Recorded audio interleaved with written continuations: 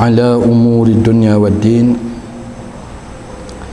وصلى الله على سيدنا ومولانا نبي الأمة وكاشف الغمة وعلى آله وصحبه وسلم تسليما رب اشرح لي صدري ويسر لي أمري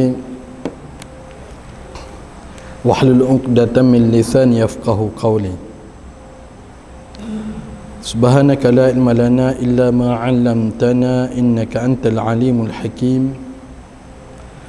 ولا حول ولا قوة إلا بالله العلي العظيم ولا حول ولا قوة إلا بالله العلي العظيم ولا حول ولا قوة إلا بالله العلي العظيم. Alhamdulillah, marilah sama-sama kita merafakkan kesyukuran pada Allah Subhanahu wa taala kerana masih lagi menjemput kita ke rumahnya, masih lagi mengumpulkan kita ke rumahnya,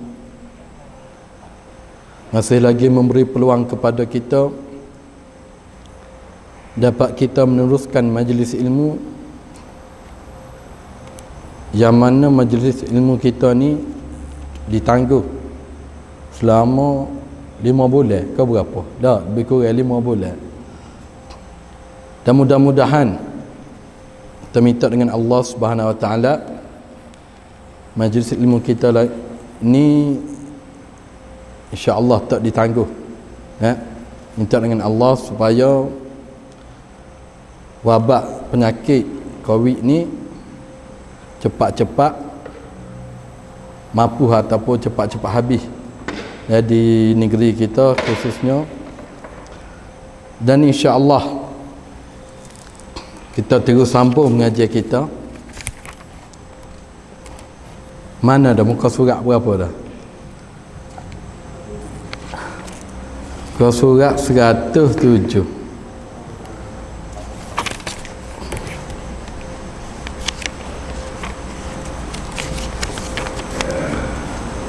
Sembahyang gerhana matahari.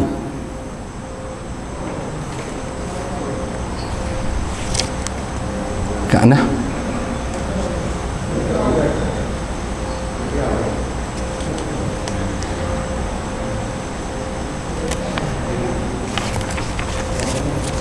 Sembahyang tarawih dah. Okey.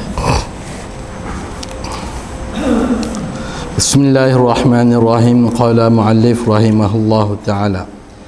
Dan kita masih lagi berada di dalam bab solat sunat, Dan yang kedua itu sembahyang tarawih. Sembahyang tarawih adalah sunat muakkad. Lafaz niatnya usalli sunnatat tarawih raka'ataini lillahi ta'ala. Sahaja aku sembahyang sunat tarawih 2 rakaat kerana Allah Ta'ala. Sembahyang tarawih dikerjakan pada setiap malam dalam bulan Ramadan. Waktunya selepas sembahyang isyak hingga keluar fajar. Dituntut melakukannya secara berjemaah sebanyak 20 rakaat.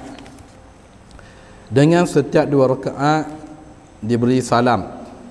Tidak sah dikerjakan 4 rakaat dengan 1 salam.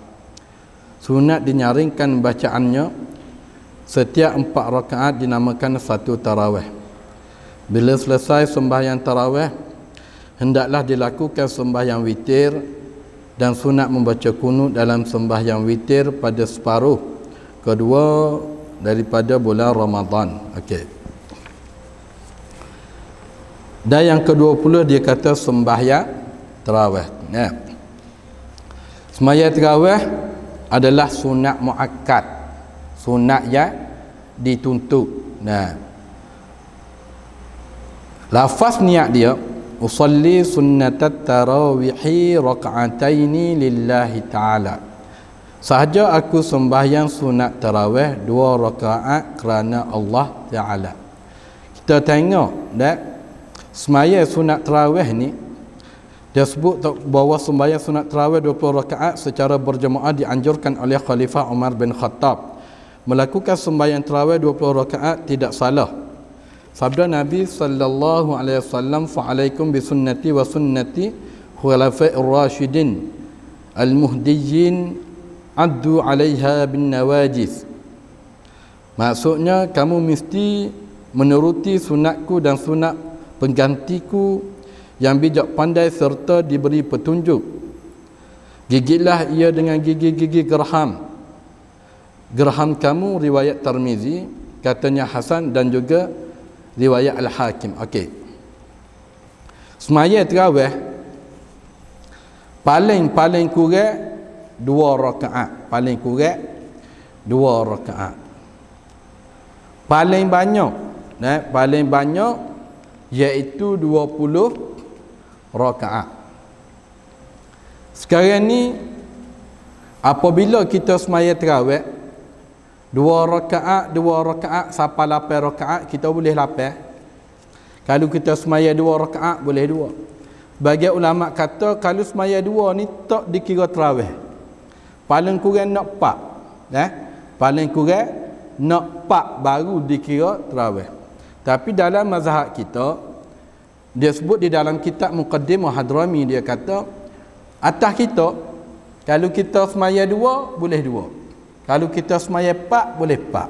Kalau kita semaya 6 boleh 6. Kalau kita tak semaya tak boleh. Dah. Maknanya siapa berapa? Siapa 20. Nabi buat berapa? Nabi buat 8. Dah. Saidina Umar buat 20. Kalau kita buat berapa? Apa dah? Dulu payah nak cari 8 dah. Saya ingat dulu nak cari 8 payah. Lah ni balik nak cari 20 pula payah. Dulu nak cari 8 payah. Mai tarawih ni, kalau hok buat 8 memang kena marah.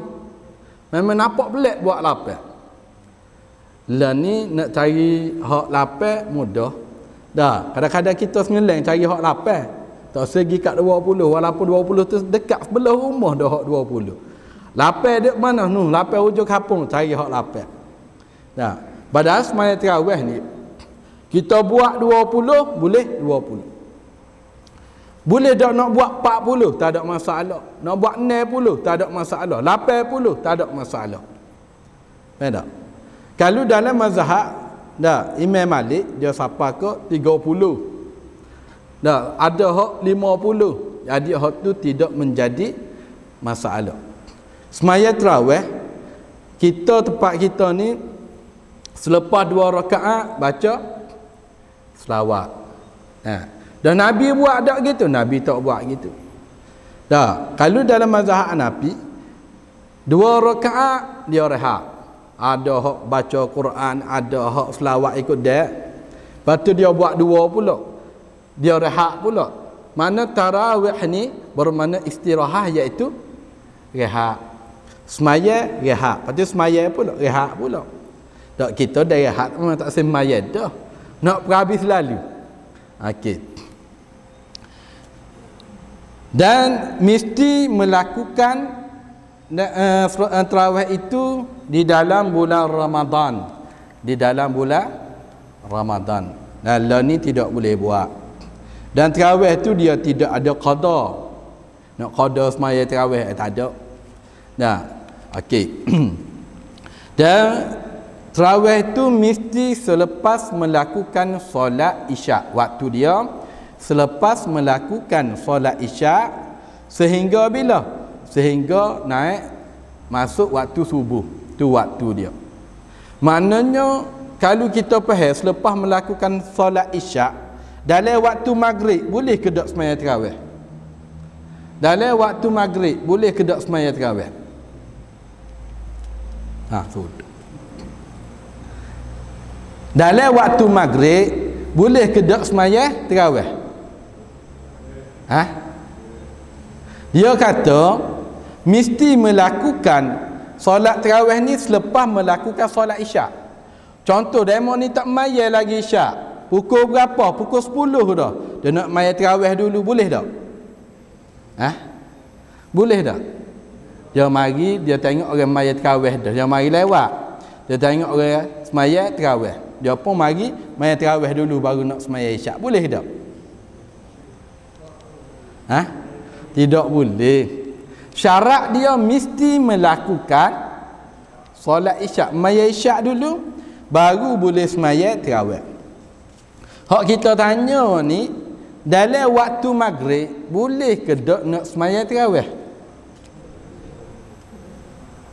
Dah tadi kata lepas sembahyang isyak ni tanya dalam waktu gorek pula.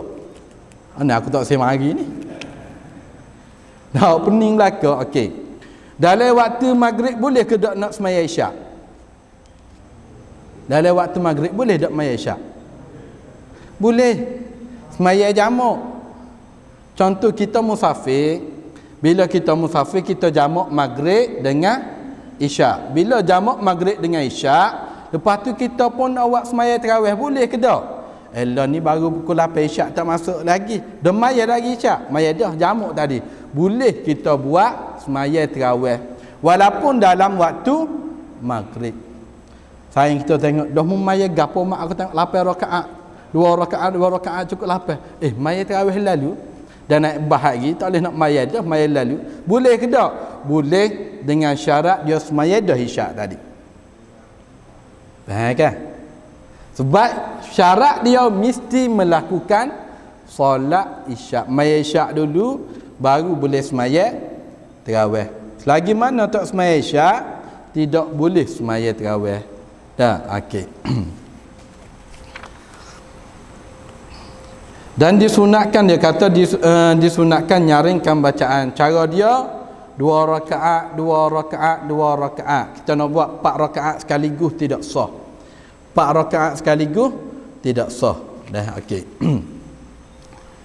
Dan disunatkan dia kata baca nyaring upamanya esok dah. Setiap 4 rakaat dinamakan satu tarawih. Bila selesai sembahyang tarawih hendaklah dilakukan sembahyang witir. Dah, hendaklah dilakukan sembahyang witir. Maksud hendaklah sini bukan wajib. Maksud hendaklah sini adalah sunat kita lapik pula dengan sembahyang witir. Lepas sembahyang tarawih sunat kita sembahyang witir. Nah. Dah sembahyang witir berapa rakaat? 3 rakaat. 3 rakaat 2 salam. Dan lepas melakukan 2 rakaat salam, lepas tu bangun pula buat solat lagi bagi salam pula. Lepas tu nak buat 3 rakaat direct dengan 1 salam, boleh ke tak? Boleh, tetapi makruh. Sebagian ulama kata tidak boleh kerana menyamai solat maghrib. Hak afdal kita buat 2 salam. Tu sembahyang witir. Dah. Dah selepas sembahyang witir kita pun tidur. Bila tidur nak bangun tahajud, lepas tahajud nak buat witir pula, boleh ke tak? Nabi kata laisa witrani fil lailah wahidah, tidak ada 2 witir di dalam satu malam. Di sinilah ulama bahas. Sebagian ulama kata tidak boleh kita sembahyang witir 2 kali dalam satu malam. Sebagian ulama kata maksud 2 kali itu lepas isya kita buat 3 rakaat, kita tidur, kita bangun pula buat 3 rakaat. Capur 3 dengan 3 jadi berapa? Ni jadi witir ke tak? Tak jadi witir. Hak bolehnya sebagai ulama kata iaitu dia tidur, dah lepas dia buat witir 3 rakaat dia pun tidur. Dia bangun dia pun nak buat witir pula. Boleh ke tak? Boleh. Dia kena buat 2 2 2. Jadi witir ni dia masih bersambung. Dia dikira dalam satu malam. Kita nak buat witir 2 rakaat, kita pun tidur. Bangun tu nak buat pula sah, boleh tak? Boleh, sebab dia tidak ada mualah. Dia tidak ada mualah. Mana kita buat 2 dulu lah, balik rumah buat sah pula. Boleh, tak ada masalah. Kalau tak buat boleh ke tak? Boleh, tak ada masalah. Dah kadang-kadang kita duk balah. Duk balah pasal sunat witir ni. Demo tumpah main tarawih pakai kelik lalu tak ada main witir. Padahal tak main beramal tak marah pula. Maknanya benda-benda gini, benda-benda sunat kalau kita gagah kita buat. Kalau kita tak gagah jangan buat. Cuma ulama pesan jagalah witir dengan duha. Tidak berdosa kalau kita tinggal witir dan duha. Tetapi petanda kita ada dosa kalau kita malah buat witir dan duha. Kan? Tak berdosa kalau kita tinggal witir dah duha. Tak berdosa. Tapi nak ayat kita ni ada dosa kalau malah buat witir dah duha. Mana memang kita tidak terlepas daripada dosa. Okey. Dan hendaklah dilakukan sembahyang witir dan sunat membaca kunut dalam sembahyang witir pada separuh kedua bulan Ramadan. Maknanya sunat kita baca doa kunut. Dan sunat sini pun dia jatuh kepada sunat muakkad. Kalau kita tinggal disunatkan juga sujud sahwi. Nah, tapi kalau kita tengok Tok Imam tak sujud sahwi, jangan kita sujud ah. Tok Imam tak baca doa kunut. Dah Tok Imam tak sujud sahwi. Kita ikut Tok Imam. Tok Imam tak sujud, kita jangan sujud. Okey. Dan yang ke-21, sembahyang gerhana matahari dan gerhana bulan. Sembahyang gerhana matahari dan gerhana bulan adalah sunat muakkad. Sekurang-kurang sembahyang gerhana matahari ialah seperti sunat zuhur, iaitu 2 rakaat, 2 rakaat dan 4 sujud. Yang lebih sempurna lagi ialah sembahyang 2 rakaat tetapi setiap rakaat dilakukan 2 qiyam dan rakaat, 2 i'tidal dan 2 sujud. Dan yang lebih sempurna lagi ialah sembahyang 2 rakaat tetapi setiap 2 rakaat dilakukan 2 qiyam, 2 rakaat, 2 i'tidal dan 2 sujud. Serta dipanjangkan pada tiap-tiap qiyam, rakaat dan 2 sujudnya. Lafaz nanya usolli sunnata kusufi syamsi raka'ataini lillahi ta'ala. Saja aku sembahyang gerhana matahari 2 rakaat kerana Allah Ta'ala. Pada qiyam pertama selepas membaca doa iftitah, baca a'udzubillahi minasyaitonirrajim dan Fatihah, kemudian surah Al-Baqarah. Atau seumpamanya pada qiyam kedua selepas Fatihah dibaca surah Al-Imran atau qadarnya. Pada qiyam ketiga selepas dibaca Fatihah dibaca surah An-Nisa atau qadarnya. Pada qiyam keempat selepas baca Fatihah dibaca surah Al-Maidah atau qadarnya. Pada rakaat pertama dan sujud pertama dibaca qadar 100 ayat daripada surah Al-Baqarah. Pada rakaat kedua dan sujud kedua dibaca qadar 80 ayat daripadanya. Pada rakaat ketiga dan sujud ketiga dibaca qadar 70 ayat daripadanya. Pada rakaat keempat dan sujud keempat dibaca kadar 50 ayat daripadanya. Disunatkan memperlahankan suara bacaannya. Okey. Ini semaya gerhana matahari. Gerhana matahari ni dan apabila berlaku, Nabi sallallahu alaihi wasallam dan menyuruh kita semua ni semaya sunat gerhana matahari. Dan sebab apa salah satu daripada petanda-petanda kiamat dah keraknya berlaku gerhana. Lebih-lebih lagi gerhana matahari. Semaya ni dia ada 3 cara. Yang pertama seperti semaya sunat macam biasa. Kita semaya qabliyah ba'diyah gitu. Itu yang pertama. Dan yang kedua dia 2 kali qiyam. Lepas baca Fatihah, lepas baca surah dia pun rakaat. Allahu akbar. Rakaat. Lepas rakaat dia pun bangun pula sami Allah liman hamidah, baca pula Fatihah. Ni dia panggil 2 kali qiyam.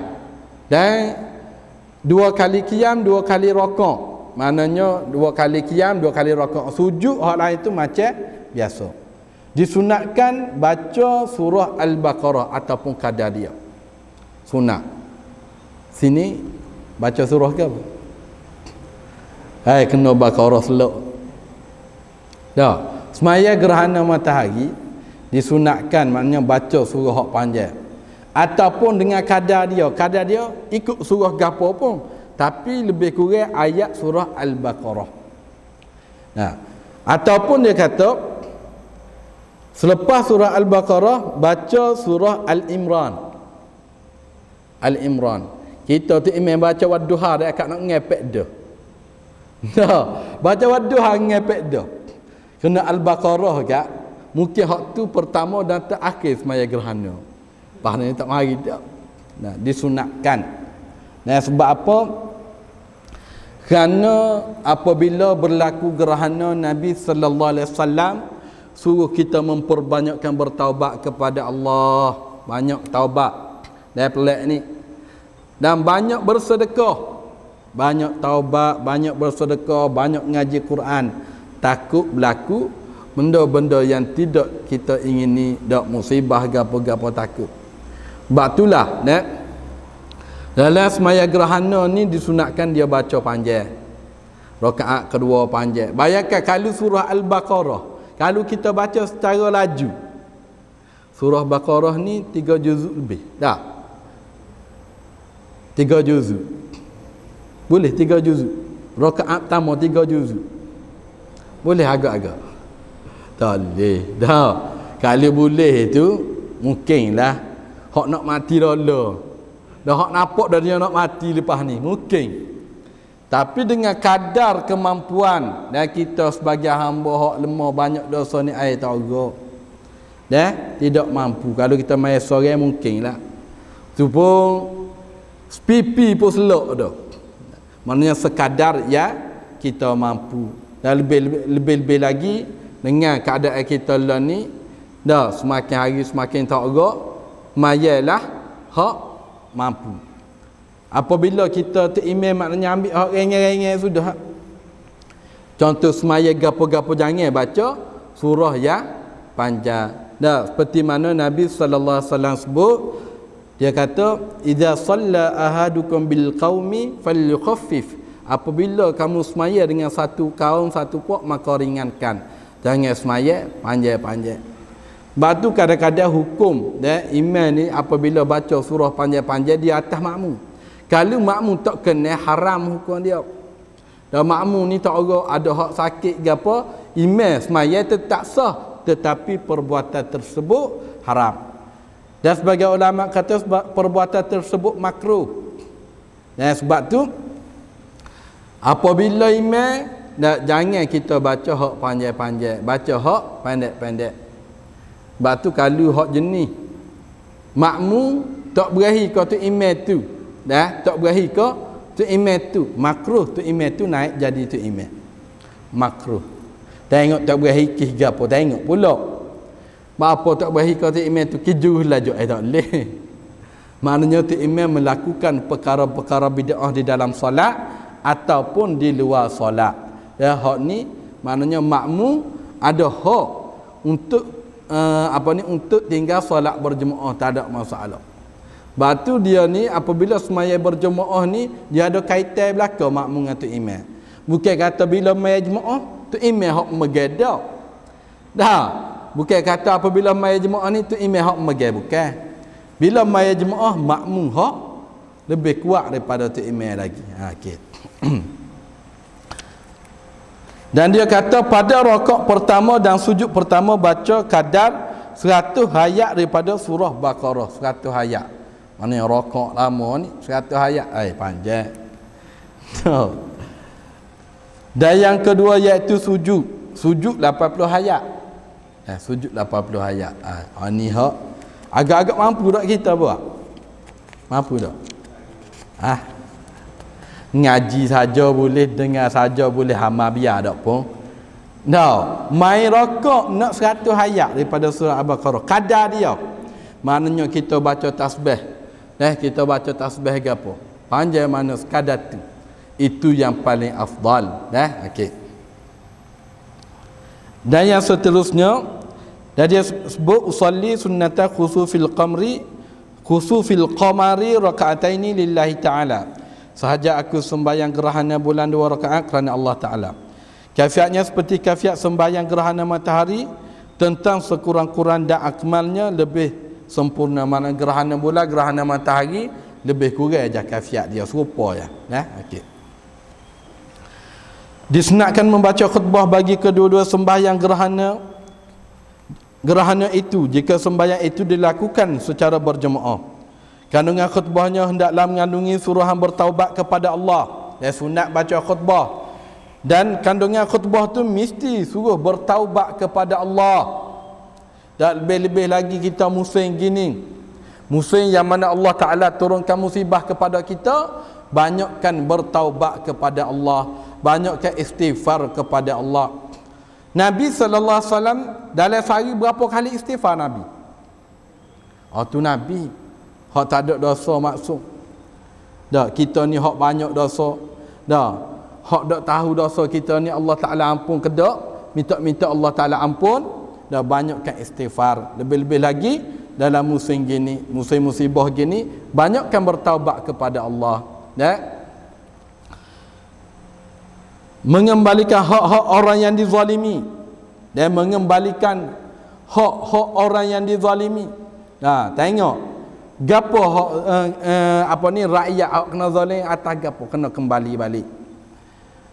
Sama ada bab hak orang ni sama ada berlaku gerhana ataupun tidak berlaku, tidak boleh kita ambil. Tidak boleh kita ambil walaupun sedekah tanah sekalipun tidak boleh kita ambil. Walaupun puluh sen sekalipun tidak boleh kita ambil sebab hak orang. Sebab tu Nabi sebut dalam satu hadis, orang yang mati syahid ni Allah Ta'ala ampun dosa dia. Orang yang mati syahid, dia akan dimasukkan ke dalam syurga Allah, kecuali orang yang berhutang. Mati syahid tapi berhutang, oh tu tak boleh nak masuk syurga, sakut lagi. Dia sakut lagi dengan hutang tersebut. Sebab tu hak orang jangan kita ambil. Sebab apa? Kerana Nabi sallallahu alaihi wasallam sebut, "Idza nabata min suhtin fannaru aulabi." Daging apabila tumbuh daripada perkara yang haram, maka neraka lebih aula. Darah daging kita ni ada benda sikit jam dah haram dalam tubuh badan kita ni, maknanya kita bahas hak orang, neraka lebih aula. Tak kira kita bahas kita kata tak apa dia ni halal. Ada orang bahas hak orang secara hak ada. Hak lagu mana? Pakar pegawai ada. Sebenarnya contoh, tanah ni bukan hak dia, hak orang. Tapi dia main pegawai, dah dia boleh buat. Lah ni boleh buat belaka, ada piti boleh buat. Dan di situlah dia ambil hak orang. Bila ambil hak orang, tidak boleh. Maknanya Nabi kata fannaru aulabi, maka neraka lebih aula. Sebab tu kalau kita terambil ataupun mengambil hak orang atas balik. Kadang-kadang adik-beradik ada bila mak ayah meninggal, tak ada mak ayah meninggal dah. Last sekali hak ni patut boleh harta pusaka tapi dia tak bagi. Sebab apa? Dia kata sebab dia tak mayalah.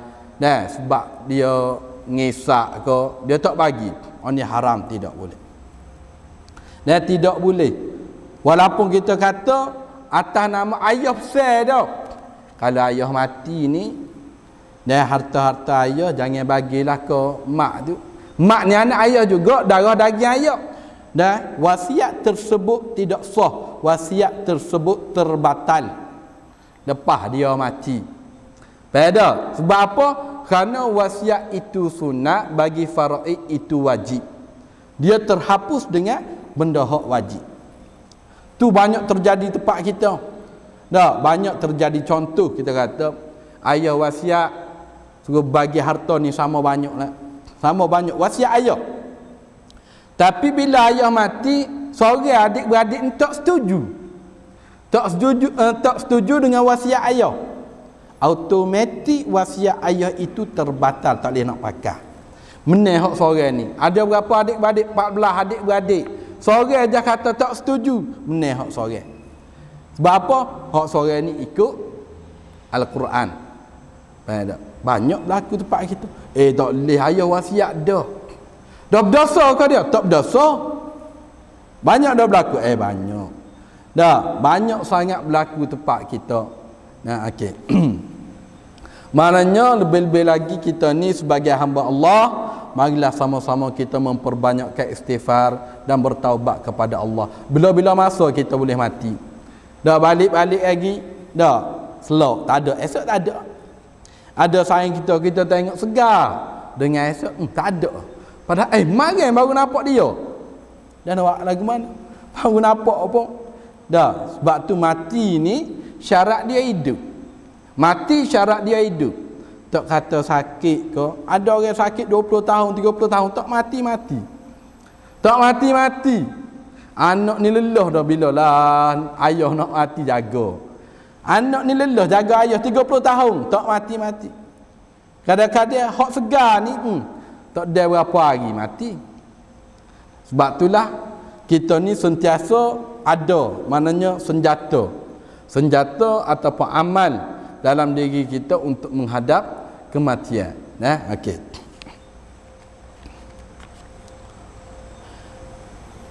Dan memerdekakan hamba. Dah tempat kita hamba tak ada dah lah ni. Okey. Bersedekah, sunat kita bersedekah. Mentaati Allah dan sebagainya, taat kepada perintah Allah. Ittaqullaha haqqa tuqatih, dan bertakwalah kamu kepada Allah dengan sebenar-benar takwa. Apa makna takwa? Ikut segala perintah Allah dan tinggal segala larangan Allah. Takwa kita. Ikut segala perintah Allah, ikut belakang Tuhan suruh gapo kita buat. Dah tinggal segala larangan Allah. Tapi kebanyakan kita lagi tu. Hak Tuhan suruh kita buat juga, hak Tuhan larang pun kita buat juga. Nak buat lagu mana nak tinggal belakang tu, ujian. Berat. Sebab apa? Sebab kita ni pendosa. Kita semua ni pendosa. Tidak terlepas satu inci pun kita daripada dosa. Bukan kata kita wali Allah. Dosa ada tak? Ada. Orang hak zikir siang malam, tahajud siang malam tu ada dosa tak? Ada, bukan kata tak ada. Dan kalau kita ni dak tahajud malam, sedekah pun kedeku, maya Jumaat pun tak jaga, maya kat dengar pun tak sik, gapo hak kita ada nak bawa? Tak ada gapo satu. Dah hak Tuhan tawar kepada kita, hak pahala selesai itu tak mesti berlaku. Mari Jumaat kita tahu pahala berapa. Dah mari kat orang ngajar kita tahu pahala berapa. Dah kalau hak selesai kita tolak, agak-agak kita boleh sama mana kita. Dah tahu sama mana boleh. Okey. Khutbahnya seperti khutbah hari raya, dan khutbah semaya gerhana ni seperti khutbah hari raya juga. Tetapi tiada takbir pada awal khutbah.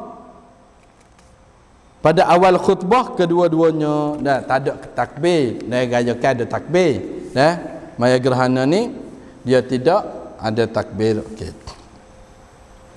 Isor kah?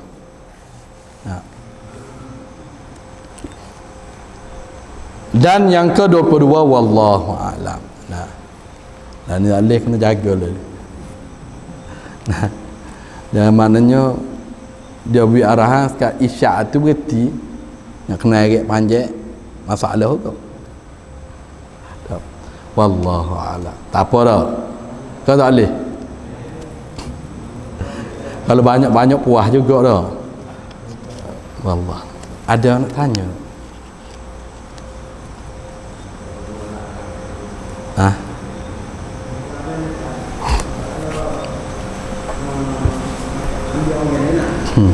Saya dia tanya tu katakanlah dapat masalah tanda pokok-pokokan masuk ni kita lah banyak jadi tak bisa makan.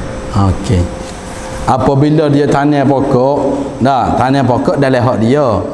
Pokok tu naik. Pokok tu naik maknanya panggil ke pojula dah tu masuk dalam hak kita. Ni kena dengar balik.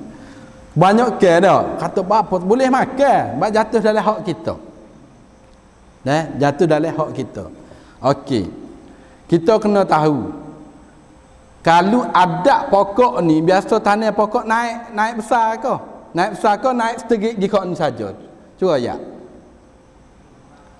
Memang dia akan terbuka. Bila akan terbuka, contoh hak atas pokok ni memang dalam tanah dia, buah ni jatuh, boleh makan ke tak? Tidak boleh makan, kecuali wajib minta izin. Wajib minta izin. Dan lembu dia mari dalam kebun kita boleh melih tanya boleh ke tak? Tak boleh, tidak boleh. Dan kecuali dengan minta izin. Sebab apa? Adat memang pokok lagu tu, adat memang pokok lagu tu. Kecuali contoh kerajaan dia tanam pokok atas tanah contoh hok biar-biar jalan tu ada pokok pau ke apa dak? Pokok pau. Kalau kerajaan tu tanam untuk buah, untuk nak ambil buah. Faham tak? Buah ni untuk hasil dia lah. Dia tanam tu. Kita pun ambil tidak boleh juga. Hak kerajaan. Dah. Kita hak kerajaan boleh ambil. Kerajaan bahan berita aku banyak dah. Bahan. Tak ke buah sebutir tidak boleh.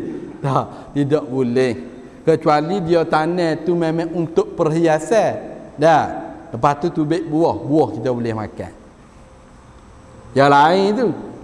Ataupun kita tahu dah memang tanam ni walaupun dia tubik buah sekalipun dah akan bagi siapa-siapa nak ambil tak ada masalah. Siapa-siapa nak ambil tidak ada masalah. Macam hak pokok tadi lebih baik minta izin jangan ambil. Sebab tu hak orang. Ada juga jenis perangai orang. Dah. Contohlah dia tanam pokok, bila tanam pokok daun-daun habis jatuh ni dalam pagar dia. Dia sapu daun dia lepas balik kok ni daun. Tapi buah jatuh dia tak lepas dia bahan. Dia kata tak apa boleh ambil buah. Ada lagi tu. Dah, dia lepas balik daun dia lepas balik, buah dia ambil. Buah tak lepas kalau. Tapi kita hidup berjiran dari segi buah ke gapo ke lebih baik kita niat atas dekat siapa nak ambil lah. Itu lebih baik. Dah, itu hak lebih baik. Kita tanam pokok kita ni kena atas rumah orang, wajib. Kalau tuai tu kerak, tanpa izin kita tak berdosa.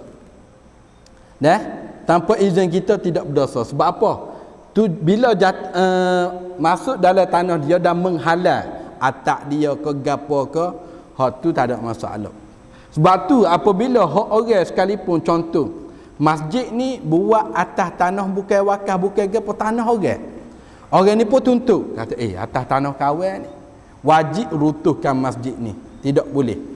Kita kan masjid dak comel dah masjid tidak boleh juga. Dan atas tanah orang. Kubur dia pergi tanam dalam tanah orang, tanam mayat dalam tanah orang. Orang ni kata dak, aku nak balik tanah ni sebab ni hak aku. Wajib keluarkan mayat-mayat tersebut. Tidak boleh. Wajib. Bak hak orang. Batu hak Nabi sebut rikah kullu lahmin nabata min sutin fannaru aulabi. Benda tu pendek tapi ulama bahas secara terperinci masalah ni. Batu hak orang ni jangan kita ambil. Tetapi hidup berjiran lebih baik kita reda. Buah-buah ke gapo tak ada masalah. Mana? Okey. Ada. Wallah. Bismillahirrahmanirrahim. Allahumma faqihna fid din wa 'allimna hikmata wa ta'wil. Allahumma zidna 'ilman wa fiqha. Allahumma 'allimna ta'wil Qur'an. Allahumma aghnina bi'ilmi wa dhib bil ma'akrimna bi taqwa wa jibna bil 'afiyah. Ya Rabbana anta ilahuna nabduka jahil wa anta rizqana ilman nafi'a. Wa sallallahu ala Muhammadin wa ala alihi wa sallam. Walhamdulillah rabbil alamin. Amin.